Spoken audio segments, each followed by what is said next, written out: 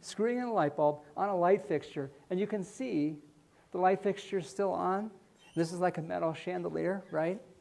I found this on the internet. Because she's holding on to one side, and that one side is almost certainly connected to the ground. So this hand is grounded. In this hand, she's reaching into a live outlet. Now, it's probably going to be okay because the light bulb's made out of glass, and so this is going to probably be okay. But if she managed to stick her finger inside the socket, she'd be touching the part that's 120 volts with this hand and the part that's 0 volts with this hand.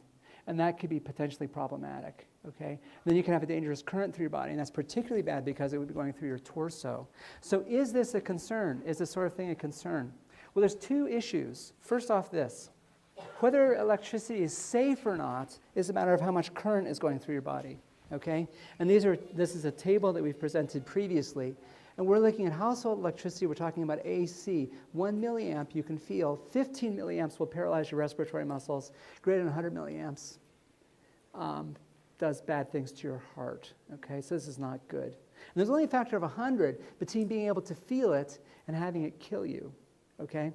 This is not much of a margin there, honestly. So we have to be careful with this. And how much current you get is a matter of two things. It's a matter of voltage, and it's a matter of resistance, okay? If you're grabbing hold of one thing that's at one voltage and another thing which is another voltage, how much current? Current is equal to delta V divided by R. The delta V is whatever you grabbed onto. R is the resistance of your body. So what is the resistance of your body? And we can make a resistance model of your body that looks like this. And I apologize for reducing you to this. But electrically, this is what you look like, okay? Your arms have a certain resistance, and your legs have a certain resistance. Your torso has a certain resistance. And we'll look at connecting circuits like this. And different people have slightly different resistance values. It turns out women tend to have higher resistance than men, as a rule. Why would that be? Smaller. It's mostly about dimensions. It's rho times L divided by A. And women tend to be not, like their limbs tend to be not as big around. The length is about the same, but not as big around. And so that effect tends to dominate. And so women tend to have higher resistance than men. So women are slightly more resistant to electrocution, just saying. And if you go work out a lot and your arms get really huge, oh yeah, you're asking for it. You're reducing your resistance, just saying. So let's look at this problem right here. Now there's another piece of the puzzle which isn't included here in the picture. It's your skin resistance. Your body, and inside your body is a pretty good conductor because you're, to a first approximation, a bag of salty fluids. But your skin, you're kind of like a bag of salty fluids that's wrapped in an insulating envelope. And your skin is a pretty good insulator. But when your skin's wet, its resistance is reduced significantly. So suppose this person is changing a light bulb on a warm summer evening, and she's perspiring, and so her hands have resistance of 4,000 ohms. And this is kind of at the low end of what you might get. Typically, resistance is quite a bit higher. If you're, like right now, if I was to measure the resistance of your hands, it would probably be closer to 50,000 ohms, okay? Early in the morning, my resistance of my skin is probably close to a mega ohm. But then you get up and you start moving around and you start to perspire, and then then your resistance is going to drop. But right now we're assuming that it's 4,000 ohms. So here's what the situation looks like. She's connecting. One side of her body is connected to 0 volts, and the other side of her body is connected to 120 volts. And so I can draw the circuit like this. Here's my 120 volt source, and then it connects to her skin resistance, then the resistance of her arms, then the resistance of her torso, then the resistance of her other arm, and then the resistance of her skin, and it completes the circuit like this. So here's her body, and here's her hands. Here's her hair standing up on end. There we go. Okay, excellent. So, and we're going to assume that she's got 4,000 ohms is the resistance of her skin. Resistance of her arm, our model says 310 ohms. Resistance of the torso is 30 ohms. Resistance of this arm, 310 ohms.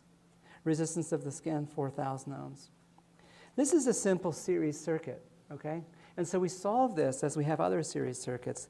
The equivalent resistance, how do we solve for that? Just the sum So 4,000 plus 310 plus 30 plus 310 plus 4,000, 8,600 ohms is what we get to a first approximation. And how much current is there? Current is equal to delta V divided by R. What is delta V?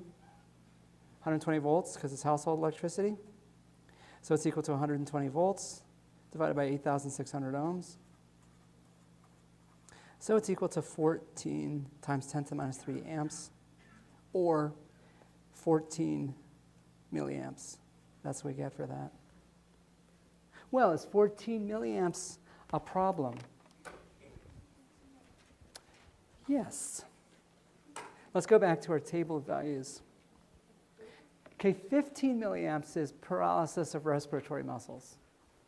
So 14 is getting close to, you're going to feel that. That's going to hurt. And it's going to feel like, that was a bad thing I just did. So this isn't good. Another thing that can happen, too, is that if you're grabbing things with your hands, the electricity can cause the muscles in your hands to contract. And you know that you're holding on to something that you're not supposed to, but you can't let go. And so that's kind of a bad thing, too. So we don't want this to happen. How do we avoid that? Don't do this. I mean, seriously, like if you're changing light bulb, go ahead and turn the outlet off. And the lamps actually tell you that in the instructions that come with them.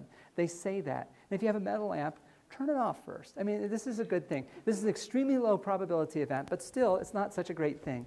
Now, you might say, oh, well, isn't there a circuit breaker? Isn't the circuit breaker going to protect you? No, the circuit breaker will not protect you. Here's why. 14 milliamps. 14 milliamps just looks like something very small plugged into an outlet. It's about 1.6 watts. A nightlight is about, LED nightlight is about 1 watt. So it's just like, oh, someone just plugged in a nightlight. How special. And as far as your circuit breaker is concerned, this is great. This is fine. You're just another load hooked into the circuit. No problem at all, okay? And so this is not a good thing.